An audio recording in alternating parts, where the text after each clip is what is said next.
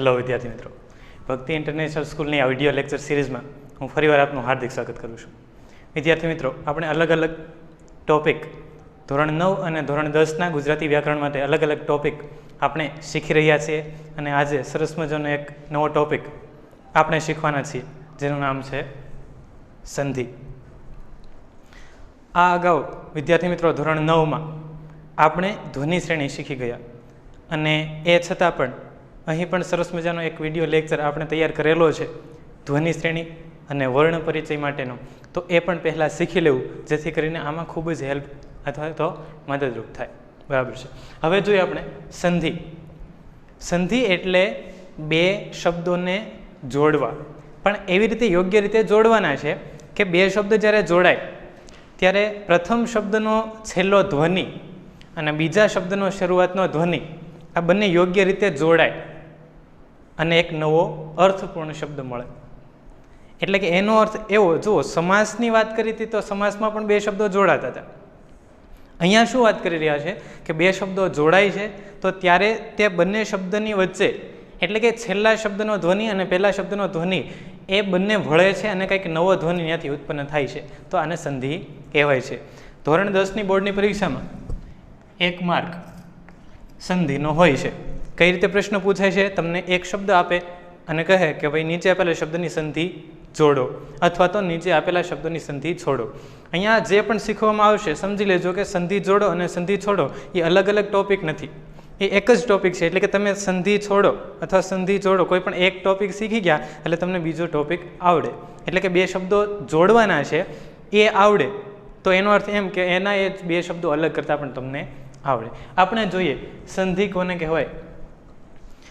બે શબ્દોના જોડાણ વખતે બે શબ્દોને જ્યારે જોઈન્ટ કરીએ છીએ, જોડીએ છીએ, ત્યારે તેમાં આવેલા સ્વર અને વ્યંજનમાં જે ફરક પડે છે, જે બદલાવ આવે છે, જે ચેન્જ થાય છે, બરાબર છે, તેને શું કહેવાય? સંધિ કહેવાય છે. જોઈએ આપણે બે શબ્દોના જોડાણ વખતે તેમાં જોડાતા સ્વર અને વ્યંજનમાં પરિવર્તન આવે છે તેને સંધિ કહેવાય. જો શું કહે છે? બે શબ્દો છે તેને જોડવાના છે. બે શબ્દોને કઈ રીતે જોડવાના છે? પહેલા શબ્દનો છેલ્લો સ્વર અથવા વ્યંજન જે હોય તે અને બીજા શબ્દોનો શરૂઆતનો સ્વર અને વ્યંજન આ બંને ભળશે, આ બંને મળશે અને આ બંનેમાં ચેન્જ થશે. આપણે જોઈએ કે દાખલા તરીકે વિદ્યાર્થી મિત્રો તમે ડ્રોઈંગ કરતા હો, બરાબર છે, ચિત્રકામ કરતા હો અને એમાં તમે સરસ મજાનો યલો પીળો કલર કર્યો છે અને એમાં ભૂલથી જો લાલ રંગની લાઈન એમાં થઈ જાય તો તમે જોઈ શકશો કે પીળો અને લાલ બંને ભળીને કેસરી કલર હશે એવું આપણને લાગશે, બરાબર છે. આ તો ડ્રોઈંગની વાત થઈ કારણ કે બે કલર ભળ્યા. આવું ના આવું બોલીમાં પણ થાય છે, પણ બોલીમાં શું થાય છે? જ્યારે બે શબ્દો મળે છે ત્યારે સ્વર અને વ્યંજનથી કંઈક નવા સ્વર અને વ્યંજન બનતા હોય છે, બરાબર છે. આપણે સમજીએ કે ભાઈ આ એક શબ્દ છે, આ બીજો શબ્દ છે, આ બંને શબ્દને જોડવાનો છે તો ક્યાંથી જોડશું? પ્રથમ શબ્દ છે એનો છેલ્લું એન્ડિંગ છે એ જોડાશે અને બીજો શબ્દ છે તેનું શરૂઆત છે એ જોડાશે, બરાબર છે. એટલે પહેલા શબ્દનો છેલ્લે સ્વર આવતો હશે અથવા તો વ્યંજન આવતો હશે એ, બરાબર છે, સપોઝ માની લઈએ. અને બીજા શબ્દની શરૂઆતમાં પણ કાં તો સ્વર આવતો હશે અને અથવા તો વ્યંજન આવતો હશે તો એ આ બંનેનું જોડાણ થાય છે. સ્વર અને વ્યંજન આ બંનેનું જોડાણ થાય છે. શેનું જોડાણ થાય છે? કાં તો સ્વર હશે કાં તો વ્યંજન હશે, પણ કઈ જગ્યાએ હશે? પ્રથમ શબ્દમાં છેલ્લે હશે અને બીજા શબ્દોમાં ક્યાં હશે? પહેલા.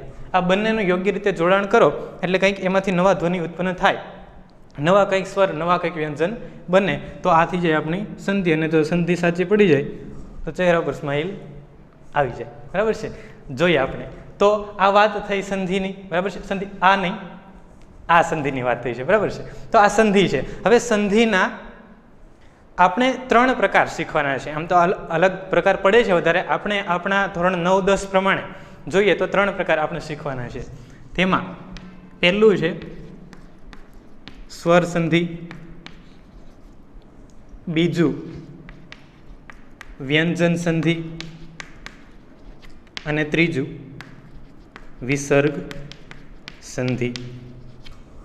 એટલે કે એનો અર્થ એવું થાય કે શબ્દમાં 2 સ્વર જોડાય અથવા તો 2 વ્યંજન જોડાય, સ્વર અને વ્યંજન જોડાય, વિસર્ગ અને સ્વર જોડાય, વિસર્ગ અને વ્યંજન જોડાય. આ અમુક નિયમ પ્રમાણે જોડાય છે, બરાબર છે. અને નવો શબ્દ કે નવો તે બંનેની વચ્ચે નવો સ્વર અથવા વ્યંજન ઉત્પન્ન થાય છે. તો આ સમગ્ર ક્રિયા છે તેને સંધિ કહેવાય. સંધિના આપણે 3 પ્રકાર જોયા. સંધિના 3 પ્રકાર છે. એક સ્વર સંધિ. સ્વર સંધિ એટલે તેમાં 2 શબ્દોમાં, અહીંયા જે વાત કરી પહેલા શબ્દનો છેલ્લો સ્વર જ હશે, બીજા શબ્દોમાં પહેલા સ્વર જ હશે, એટલે કે 2 સ્વર જોડાશે, તો એને સ્વર સંધિ કહેવાય. વ્યંજન સંધિમાં શું હશે? કોઈ પણ એક વ્યંજન હશે. એમાં કંઈક એવું પણ થઈ શકે કે પહેલા જે શબ્દ છે એનો છેલ્લો વ્યંજન હોય અથવા તો બીજો શબ્દ છે એનો પહેલો વ્યંજન હોય, પણ એક વ્યંજન હશે. તો એક વ્યંજન હોય તો એનો અર્થ એમ કે વ્યંજન સંધિ થાય. અને વિસર્ગ સંધિ આપણે શબ્દ પાછળ 2 ટપકા મૂકીએ છીએ. નિઃ સહાય લખીએ આપણે, નિઃ સહાય, બરાબર છે. તો આ જે 2 ટપકા આવ્યા એ વિસર્ગ છે, બરાબર છે. પછી જે આવે ને પછી જે ટપકા આવે છે એ, તો એની વાત કરી રહ્યા હતા આપણે. તો એ વિસર્ગ સંધિ આપણે અહીંયા જોવાનું છે સ્વર સંધિ. આ લેક્ચરમાં આપણે સ્વર સંધિની ચર્ચા કરી રહ્યા છે. હવે વિદ્યાર્થી મિત્રો, આપણે પહેલા જોઈ લઈએ સ્વર, બરાબર છે. તો વારંવાર આપણે વાત કરી જ છે કે સ્વર ગુજરાતી ભાષામાં 13 છે. આ રસ્વ ઈ, દીર્ઘ ઈ, રસ્વ ઉ, દીર્ઘ ઉ, રૂ, એ, ઐ, ઓ, ઔ, અને અહ. આવી રીતે. હવે એ શબ્દો પણ સમજી લઈએ કે આપણે એ શબ્દ જાણીએ છીએ કે હ્રસ્વ અને દીર્ઘ. હ્રસ્વ એટલે જેનો ઉચ્ચાર ધીમો થાય છે, ઓછો થાય છે અને ટૂંકો થાય છે. જ્યારે દીર્ઘ છે જેનો ઉચ્ચાર તીવ્ર થાય છે, એટલે કે વધારે થાય છે, લાંબો થાય છે. એ પ્રમાણે એના શબ્દ સિમિલર એટલે કે સમાનાર્થી શબ્દ લઘુ અને ગુરુ પણ થાય, બરાબર છે. અહીંયા આપણે જોઈએ કે કયા સ્વર હ્રસ્વ છે અને કયા દીર્ઘ છે. બરાબર યાદ રાખજો. અહીંયા હ્રસ્વ ઈ, હ્રસ્વ ઉ અને રૂ આટલા છે. આ હ્રસ્વ છે, હ્રસ્વ, યાદ રાખજો. એટલે જ્યારે હું અ કહું હ્રસ્વ અ, ત્યારે તમે વિચારમાં નહીં પડતા કે એના ઉપર તો આવો લીટો ભાઈ નથી, બરાબર છે. એવું નહીં હોય. પણ આ સ્વરની વાત કરીએ છીએ. આ હ્રસ્વ છે, અ, હ્રસ્વ ઈ, હ્રસ્વ ઉ અને રૂ. બાકીના બધા કેવા છે? દીર્ઘ છે. તો આ એક વસ્તુ યાદ રાખજો, કારણ કે આગળ આપણે ચર્ચા કરવાની છે. હવે આપણે વાત કરતા હતા સંધિમાં સ્વર સંધિ. સ્વર સંધિમાં આપણે નિયમ જોઈએ તો દાખલા તરીકે આપણી પાસે ત્રણ ગ્લાસ છે. કેટલા ગ્લાસ છે? 3. સમજી લેજો. સપોઝ આપણે માની લઈએ છીએ કે 2 ગ્લાસ નાના છે અને 1 ગ્લાસ મોટો છે, બરાબર છે. આવું છે ડ્રોઈંગ, આવું થાય છે, પણ આપણે તો સમજવાનું છે એ સમજીએ છીએ. આપણી પાસે 3 ગ્લાસ છે. 2 ગ્લાસ છે નાના અને 1 ગ્લાસ છે મોટો, બરાબર છે. હવે આપણે સમજી રહ્યા છીએ સ્વર સંધિ.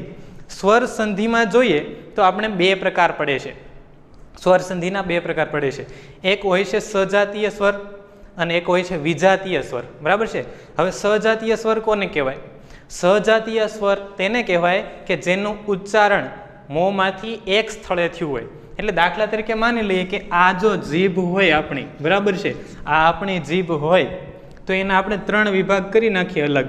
આ પ્રથમ, આ બીજો અને ત્રીજો, અથવા તો એમ પણ કહી શકાય અગ્ર એટલે કે આ પહેલો ભાગ, મધ્ય બીજો ભાગ ને પૃષ્ઠ એટલે ત્રીજો છેલ્લો ભાગ, બરાબર છે.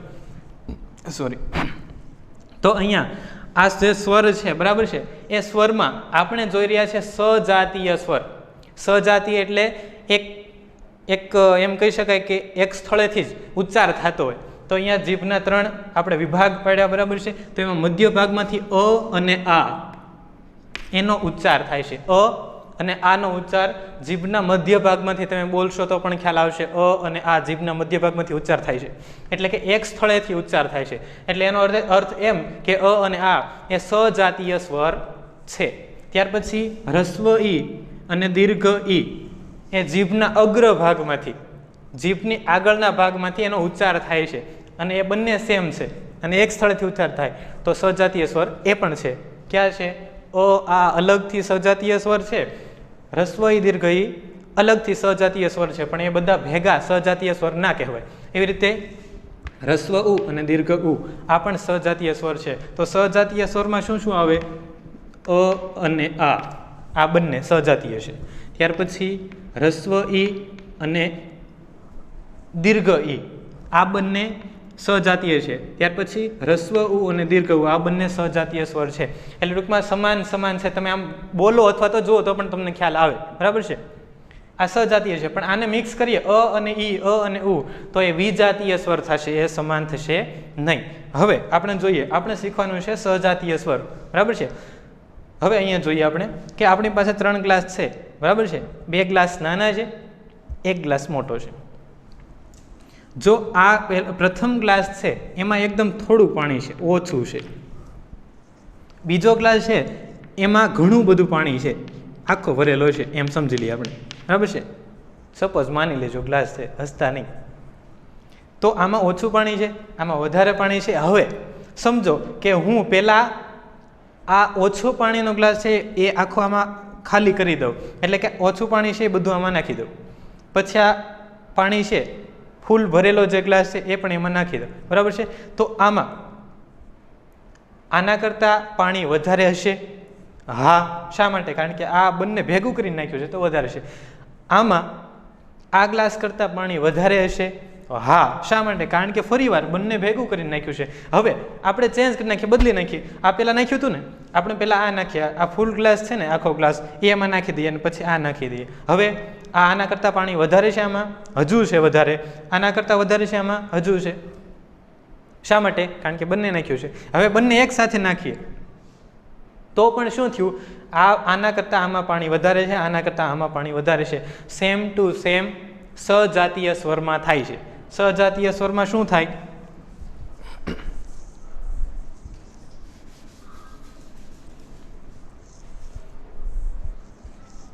કોઈ પણ આ પછી એની સાથે સામે બીજો શબ્દ હોય તેની શરૂઆતનો અ કે આ જોડતા છેલ્લે આપણને આ જ મળે છે, આ. બરાબર છે? એવી રીતે કોઈ પણ હ્રસ્વ ઈ કે દીર્ઘ ઈ સાથે સામો બીજો શબ્દ છે એનો પહેલો સ્વર હ્રસ્વ ઈ કે દીર્ઘ ઈ હોય તો આપણને દીર્ઘ ઈ મળે છે. એવી રીતે ઉમાં પણ એવું જ થશે, હ્રસ્વ કે દીર્ઘ સાથે હ્રસ્વ કે દીર્ઘ તો એ દીર્ઘ ઉ મળશે. અહીંયા તમે જુઓ, અહીંયા હું શું સમજાવું તમને? આ હ્રસ્વ છે 1 2 3 અને 4, બાકીના શું છે? દીર્ઘ છે. તો એની જ વસ્તુ સેમ ટુ સેમ ત્યાંથી લિંક કરવાની. શું છે? જો આ હ્રસ્વ છે, આ દીર્ઘ, હ્રસ્વ દીર્ઘ, શું મળ્યું આપણને? દીર્ઘ જ મળે. 3 ગ્લાસ હતા, એમાંથી 1 ગ્લાસમાં પાણી બધા કરતાં, બંને ગ્લાસ કરતાં વધારે જ હોવાનું છે. ઓછું ભેળવો, વધારે ભેળવો, એટલે કે પહેલાં ઓછું પછી વધારે ભેળવું, અથવા તો પહેલાં વધારે ને ઓછું ભેળવું, અથવા તો બંને સાથે મિક્સ કરો. બરાબર છે? પણ છેવટે તો મોટા ગ્લાસમાં પાણી બંને ગ્લાસ કરતાં વધારે થવાનું છે. બરાબર છે? એવી રીતે તો ગમે તે હ્રસ્વ સજાતીય સ્વર, ગમે એટલા હ્રસ્વ કે દીર્ઘ ભેગા કરો તો છેલ્લે આપણને શું મળે? દીર્ઘ સ્વર મળે.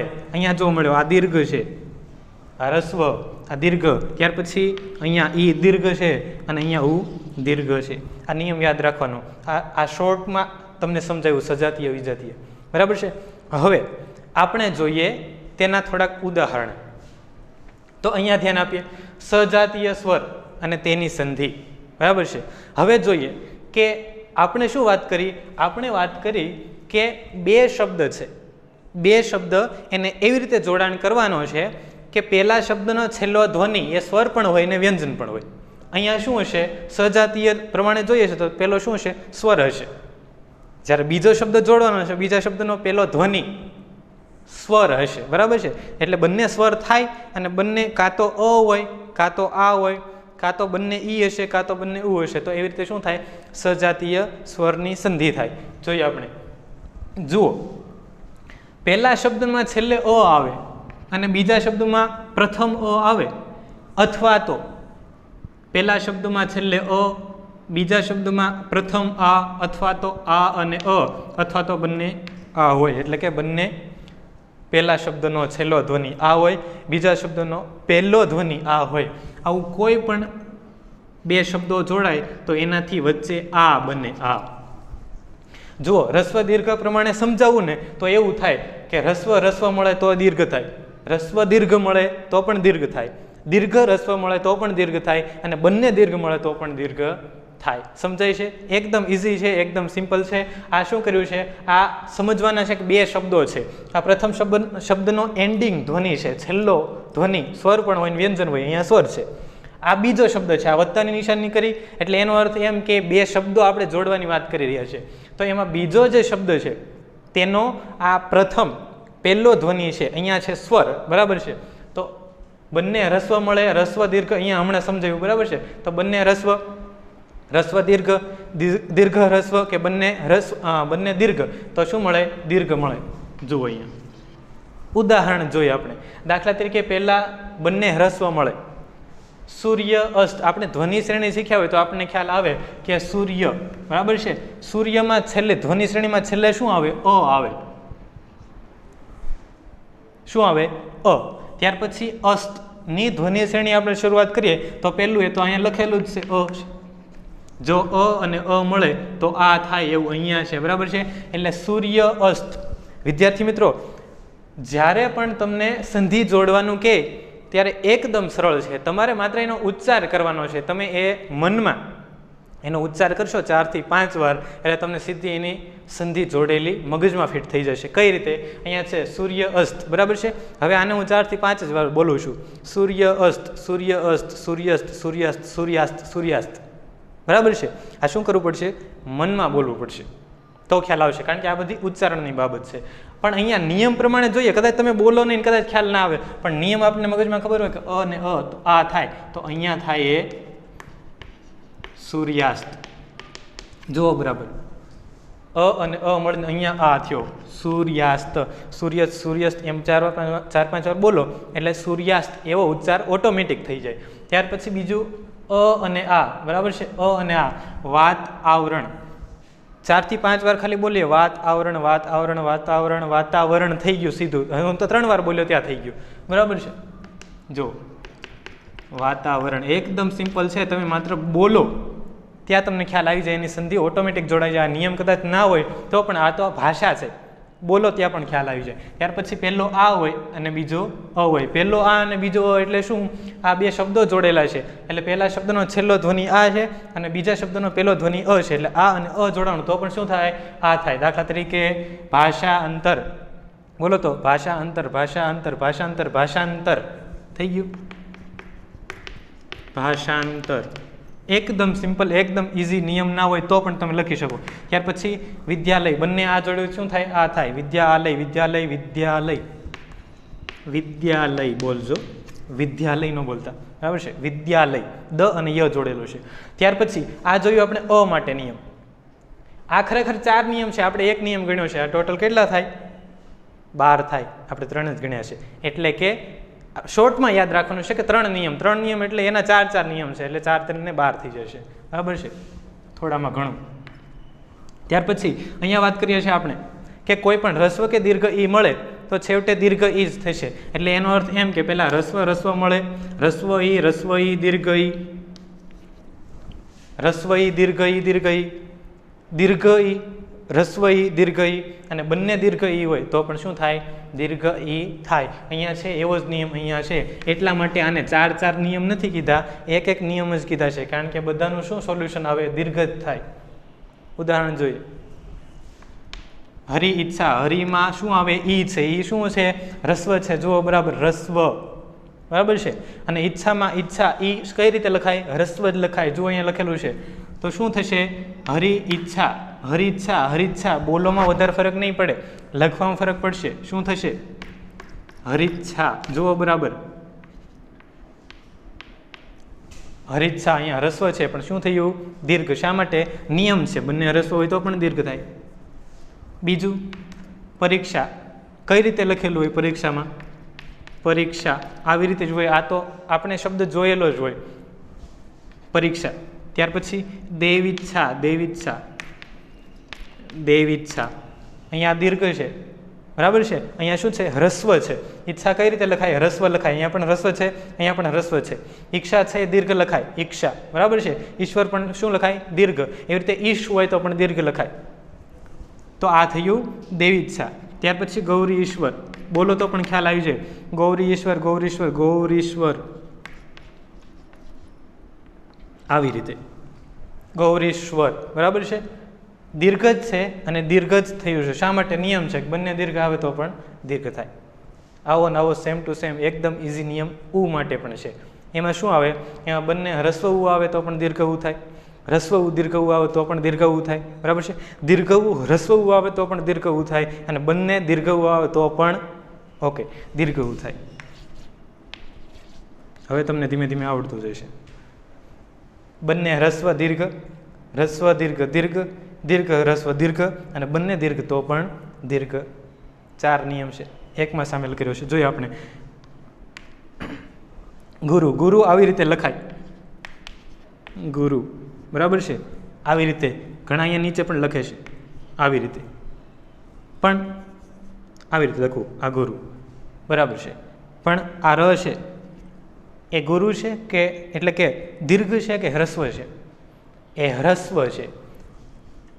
દીર્ઘરુ આવી રીતે થાય. એ કઈ રીતે બન્યો? એ ર જ છે, પણ અહીંયા જે આ પ્રમાણે લાગ્યું ને, આ હ્રસ્વ છે અને અહીંયાથી દીર્ઘ આવી રીતે થાય, એટલે આમ કરીને આ દીર્ઘ થયું. આ દીર્ઘરુ છે, આ હ્રસ્વ છે, બરાબર છે. તો અહીંયા પણ એવી રીતે લખાશે. જો બંને હ્રસ્વ અને થશે ગુરુ, ગુરુ સદન, ગુરુ ઉપસદન, ગુરુ ઉપસદન, ગુરુ સદન, ગુરુપ સદન, બરાબર છે. ત્યાર પછી સિંધુ ઉર્મી, સિંધુ હ્રસ્વ છે, ઉર્મી દીર્ઘ છે, સિંધુર્મી થશે એટલે ધુ છે કેવો થઈ જશે? દીર્ઘ થશે. સિંધુર્મી, જુઓ આવી રીતે થાય દીર્ઘ. ત્યાર પછી વધુ ઉલ્લાસ, વધુ છે આ, વધુ એટલે નવી પરણેલી સ્ત્રી, નવોઢા, બરાબર. વધુ અને ઉલ્લાસ એટલે આનંદ. અહીંયા આપણે જોઈ રહ્યા છે વધુ ઉલ્લાસ, આ દીર્ઘ છે, આ છે હ્રસ્વ, પણ થશે શું? વધુલ્લાસ. દીર્ઘ થશે પણ કઈ રીતે? વચ્ચે ઉ છે ગાયબ થઈ ગયું, જુઓ એની અંદર સમાઈ ગયું છે. બંને હ્રસ્વ થઈને દીર્ઘ થાય છે, હ્રસ્વ દીર્ઘ થઈને દીર્ઘ થાય છે, દીર્ઘ હ્રસ્વ થઈને પણ દીર્ઘ થાય છે, અને બંને દીર્ઘ દીર્ઘ થાય છે. અહીંયા લખેલું છે. ત્યાર પછી વધુ ઉર્મી, એ પણ શું થશે? દીર્ઘ. વધુર્મી, જુઓ જોઈ શકો છો તમે, બરાબર. ઓકે.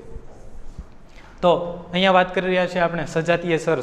સજાતીય સ્વર કોને કહેવાય? અહીંયા આપેલું જ છે, બરાબર છે, કે મુખમાં એક સ્થાનેથી ઉદ્ભવતા સ્વર એ સજાતીય સ્વર છે. જીભના 3 આપણે વિભાગ કર્યા, એમાં અગ્ર, મધ્ય અને પૃષ્ઠ, આવી રીતના, બરાબર છે.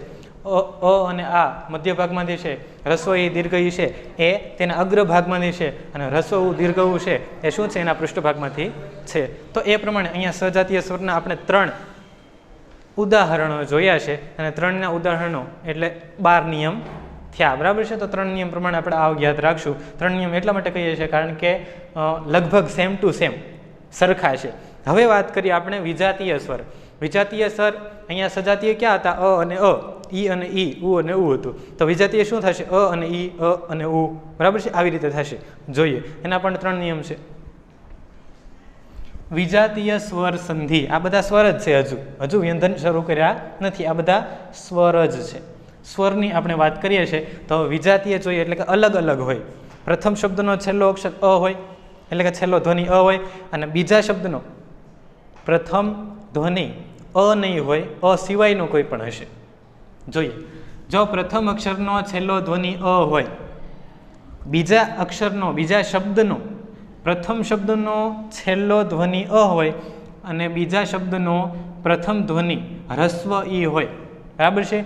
અથવા તો પહેલા અ હોય, બીજા શબ્દમાં દીર્ઘ ઈ હોય, પ્રથમ શબ્દમાં છેલ્લે આ હોય, બીજા શબ્દમાં પ્રથમ હ્રસ્વ ઈ હોય, અથવા તો આ અને ઈ હોય, બરાબર છે. ટૂંકમાં દર વખતે મારે રિપીટ ના કરવું પડે, તમને ખ્યાલ આવ્યો જ હશે કે આ બંને શું છે? આ પ્રથમ શબ્દનો છેલ્લો ધ્વનિ છે, સ્વર હોય, વ્યંજન હોય, અને બીજા શબ્દનો પ્રથમ ધ્વનિ છે એ જ જોડાય છે, બરાબર છે. અગાઉ આપણે વાત કરી હતી, બરાબર છે. ફરી વાર કહી દઉં છું અહીંયા કે આ બે શબ્દ છે, બરાબર છે.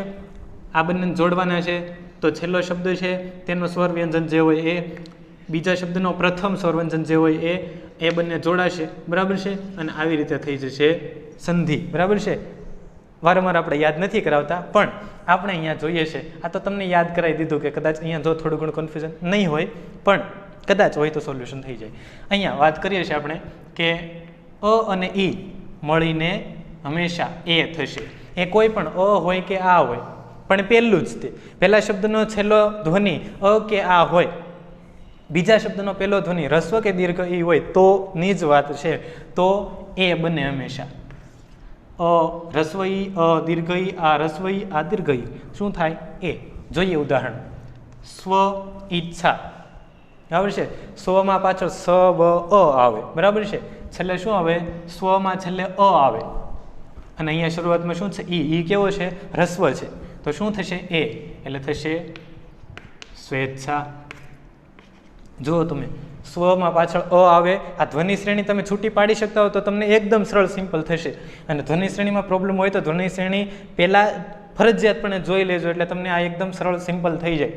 ઓકે, જોઈએ છે આપણે. અ અને ઈ મળીને, અ અને દીર્ઘ ઈ મળીને એ થાય. ગણ ઈશ, ઈશ દીર્ઘ લખાશે, બરાબર છે. ઈચ્છામાં ઈ રસ્વ છે. ગણ ઈશ, એમાં ઈશ છે એ શું છે? દીર્ઘ છે. પછી અહીંયા ઈષ્ટ છે કેવું છે? રસ્વ છે. અહીંયા ઈશ છે કેવું છે? દીર્ઘ છે, બરાબર. ગણ ઈશ, ગણ ઈશ, ગણ ઈશ, ગણ ઈશ, આ તો ભગવાન થઈ ગયા, ગણેશ, ગણપતિ બાપા, બરાબર ને. અહીંયા જોઈએ આપણે. ત્યાર પછી યથા ઈષ્ટ, યથા ઈષ્ટમાં શું થશે? યથા નો આ, બરાબર છે. અને બીજા શબ્દનો ઈ, આ અને ઈ ભળીને એ થાય, તો યથેષ્ટ, યથેષ્ટ. ત્યાર પછી મહાઈશ, મહાઈશ, મહાઈશ, મહાઈશ, મહેશ. શા માટે મહેશ લખ્યું? કારણ કે મહામાં પાછળ છેલ્લે આ આવે છે અને ઈશમાં પહેલા દીર્ઘ ઈ આવે છે, તો આ અને દીર્ઘ ઈ એ થશે, એટલે આવી રીતે થયું મહેશ. ત્યાર પછી જોઈએ અ અને ઉ. અહીંયા શું જોયું હતું? અ અને ઈ હોય, અહીંયા અ અને ઉ છે, બરાબર છે. અ અને ઉ અથવા તો આ અને દીર્ઘ ઉ, બરાબર છે. આ બંને થી બનશે ઓ. શું બનશે? ઓ. આના પણ 4 નિયમ છે. અ અને રસ્વ ઉ, અ દીર્ઘ ઉ, આ રસ્વ ઉ, આ દીર્ઘ ઉ, બરાબર છે. બધાથી શું બને? ઓ બને. ઉદાહરણ જોઈએ આપણે. વન ઉત્સવ, વનમાં પહેલા વ ન, એટલે ન પછી શું આવે? સ્વર અ આવે, બરાબર છે. અને ઉત્સવમાં પહેલો શું છે? ઉ. અ અને ઉ, તો શું થાય? ઓ. વન ઉત્સવ, વન ઉત્સવ, વન ઉત્સવ, વનોત્સવ, વનોત્સવ. જોઈ શકાય છે, તમે ઉચ્ચારણ કરો તો પણ તમને ખ્યાલ આવી જાય. પણ એક્ઝામમાં જ્યારે આવી રીતે સોલ્યુશન તમે કરતા હો તો એ ઉચ્ચારણ હંમેશા મનમાં કરવું, જેથી કરીને આજુબાજુ કંઈ પ્રોબ્લેમ આવે નહીં, બરાબર છે. જોઈએ આપણે. નવ ઉઢા, નવ ઉઢા, નવો ઢા, બરાબર છે. ઓ આવ્યું. ત્યાર પછી મહા ઉદધી, મહો દધી, મહોદધી. ગંગા ઉર્મી, ગંગોર્મી. શું કર્યું આપણે? અ અને ઉ ભળ્યું તો બધાનું શું કર્યું? ઓ. પણ અહીંયા નિયમ છે, અ રસવ, અ દીર્ઘ, આ રસવ, આ દીર્ઘ, તો ઓ થાય, બરાબર છે. સ્વર સંધિ જોઈ રહ્યા છે, આ વિજાતીય સંધિ છે, સજાતીય સંધિ આગળ જોઈ તો આ પ્રમાણે કંઈક આના નિયમો છે. હજુ 2 નિયમો એના બીજા પણ છે, અ અને રૂ, આ અને રૂ, બરાબર છે. તો પહેલા શબ્દનો છેલ્લો ધ્વનિ અ હોય, બીજા શબ્દનો પ્રથમ ધ્વનિ રૂ હોય, અથવા તો આ અને રૂ ભળે તો એ અર થશે, અ ર. એમાં ર કેવો છે? ખોડો છે, અધૂરો છે, બરાબર છે. અર. આ લીટો શા માટે કર્યો છે? કારણ કે ખોડો છે, અધૂરો છે. જોઈએ. સપ્ત ઋષિ, સપ્ત, તો પછી શું આવે? અ આવે. ધ્વનિ શ્રેણી છૂટી પાડો તો સપ્તમાં છેલ્લે અ આવે અને ઋષિમાં પહેલું રૂ છે જ તે, બરાબર છે. તો એ થશે સપ્તર્ષિ. એવી જ રીતે અહીંયા મહાઋષિ, મહર્ષિ. અહીંયા શું થયું? રેફ થયો છે, યાદ રાખજો, બરાબર છે. પરંતુ એ રેફ શું દર્શાવે છે? રૂમાંથી અર થયો છે. જો તમને અર મળશે, કારણ કે નિયમ છે અ અને રૂ, આ અને રૂથી અર બને. સપ્તર્ષિ મહર્ષિ, બરાબર છે. તો આ જોઈએ આપણે વિજાતીય સ્વર. એ પ્રમાણે ઓકે વિદ્યાર્થી મિત્રો, તો હવે આપણે આગળનો જે સંધિનો પ્રકાર છે, સ્વર સંધિ છે, તેમાં જ આપણે જોઈ રહ્યા છે યણ સંધિ, બરાબર છે. સંસ્કૃત ભાષા પ્રમાણે આની સંધિ બને છે, એટલે કે પહેલાં આપણે સમજીએ યણ સંધિ, બરાબર છે. સ્વરમાંથી વ્યંજન બનતો હોય છે એવું આપણને, એવો ઉચ્ચાર આવે એવું આપણને લાગે. દાખલા તરીકે આપણે શબ્દ બોલતા હોય મૌલિક, મૌલિક, બરાબર છે. આવો શબ્દ આપણે બોલીએ તો ઘણીવાર આપણને સંભળાય મૌલિક, એટલે કે વ. અહીંયા ઈ બોલાય છે, બરાબર છે, ઈ બોલાય છે, ઓ બોલાય છે, ઔ બોલાય છે, પણ અહીંયા સંભળાય છે આપણને વ. મૌલિકમાંથી મૌલિક, બરાબર છે. તો આવી રીતે આપણને સંભળાતું હોય છે. ત્યાર પછી કૌતુક, કૌતુક, કૌતુક બોલીએ અને આપણને સંભળાતું હોય છે કૌતુક. ત્યાર પછી પૈસા, અને સંભળાય આપણને પૈસા, આવી રીતે. તો અહીંયા તમે બરાબર જોઈ શકો છો, અહીંયા આગળ હ્રસ્વ દીર્ઘ એક માત્ર બે માત્ર છે એ પ્રમાણે, એટલે કે સ્વર પ્રમાણેથી બન્યું છે અહીંયા વ્યંજન. પણ ખરેખર આવું લખી નથી શકાતું, આ તો માત્ર આપણું ઉચ્ચારણની વાત કરી છે કે આવું આપણને કંઈક લાગે. તો એ જ છે યણ સંધિ. જોઈએ આપણે, એટલે કે વ્યંજન બને. યણ સંધિમાં જોઈએ આપણે, પ્રથમ તેનો નિયમ છે તે હોય શબ્દનો છેલ્લો ધ્વનિ હ્રસ્વ ઈ અથવા દીર્ઘ ઈ હોય, એની સાથે બીજો જોડાતો શબ્દ તેનો પ્રથમ ધ્વનિ અ અથવા આ હોય તો વચ્ચે બને ય. શું બને? ય, યતિશનો ય. દાખલા તરીકે ઇતિ આદિ, એમાં ઇતિમાં છે છેલ્લે છે ઈ, કેવો છે? હ્રસ્વ છે. ત્યાર પછી બીજો જોડાણો તેની સાથે શબ્દ, તેનો પહેલો ધ્વનિ સ્વર છે અને એ છે આ, બરાબર છે. એટલે હ્રસ્વ ઈ અને આ મળીને શું બને? ય.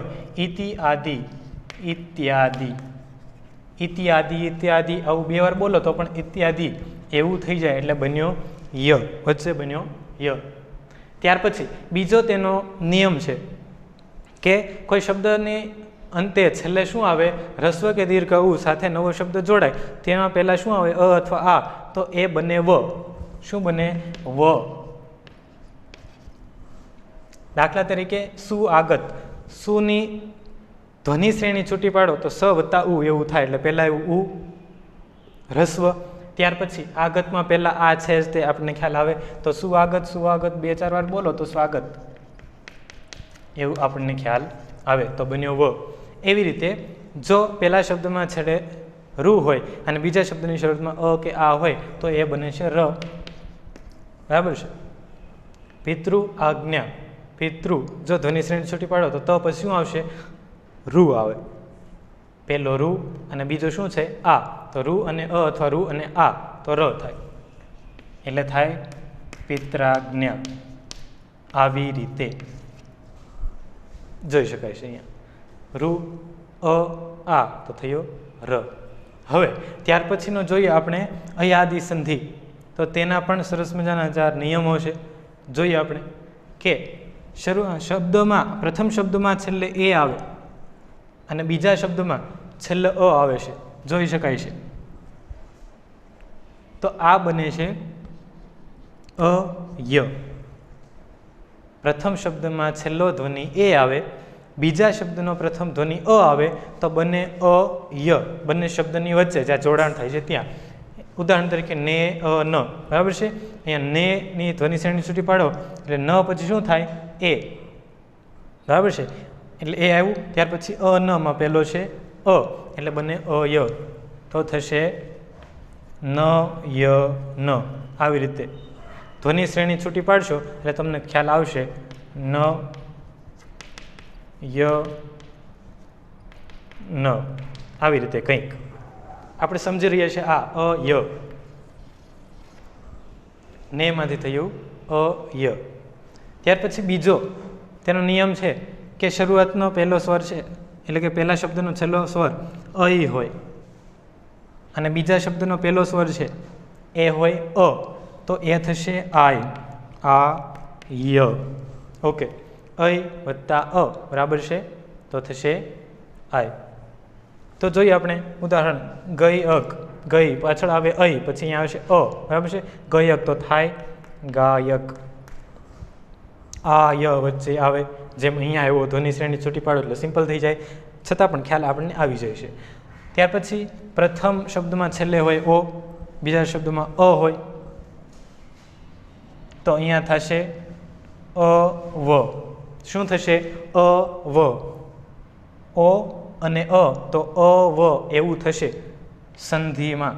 દાખલા તરીકે પવન તો પ વ ન, ધ્વનિ શ્રેણી છૂટી પાડો એટલે વચ્ચે અ વ એવું આવશે. ત્યાર પછી ઔ અને અ તેનું થશે આવ. શું થશે? આવ બરાબર છે. ઔ અને અ તો તેના જોડાણથી બનશે, વચ્ચે થશે આવ એવું આવશે. દાખલા તરીકે પવક તો થશે પાવક. આની ધ્વનિ શ્રેણી છૂટી પાડો તો પણ આપણને ખ્યાલ આવી જાય, પણ દરેક વસ્તુની ધ્વનિ શ્રેણી છૂટી પાડવાની જરૂર નથી, માત્ર ઉચ્ચારણ કરો તો પણ ખ્યાલ આવે. નયન નયન બે વાર બોલો તો નયન થઈ જ જાય. ગયકમાંથી ગાયક થાય, પવનમાંથી પવન થાય અને પવકમાંથી પાવક થાય.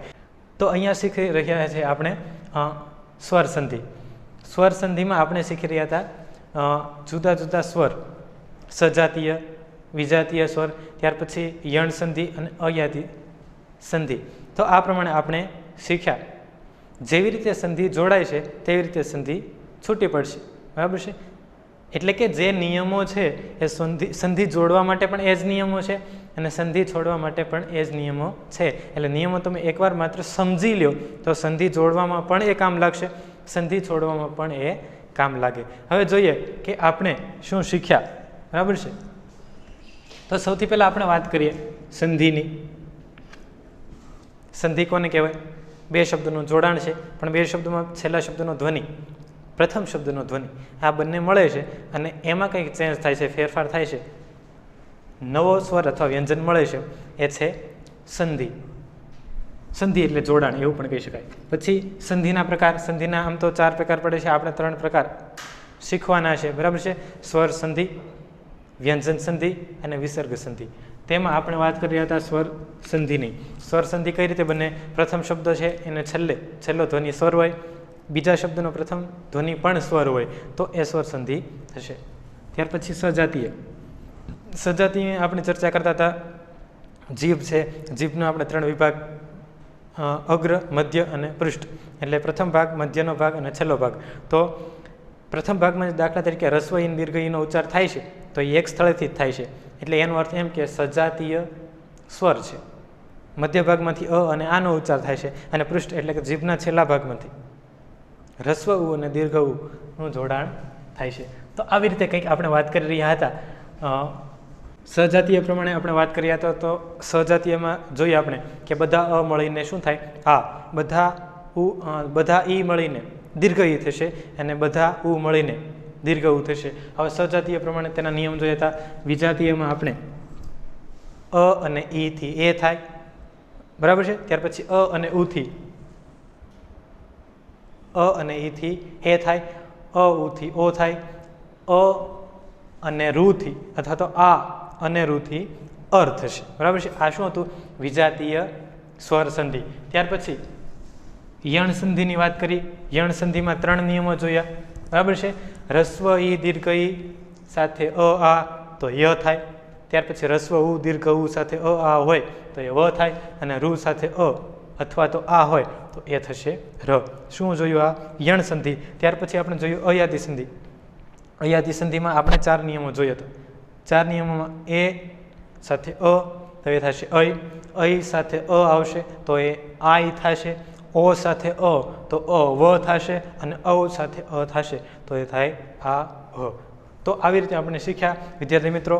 આ સ્વરનો સ્વર સંધિ એટલે કે સંધિનો પહેલો લેક્ચર હતો બરાબર છે. ભાગ 1, સંધિનો ભાગ 1, સ્વર સંધિ. વિજાતીય, સજાતીય સમજ્યા, વિજાતીય યણ સંધિ અને અયાદી સંધિ સમજ્યા. હવે ત્યાર પછીના લેક્ચરમાં આપણે જોઈએ છે કે આપણે શીખીશું વ્યંજન સંધિ. તો ખૂબ સરળ અને સિમ્પલ છે, એક બે વાર રિપીટ કરી નાખો એટલે આવડી જશે. તો બસ આજ માટે આટલું જ. આભાર. જય હિન્દ, જય ભારત.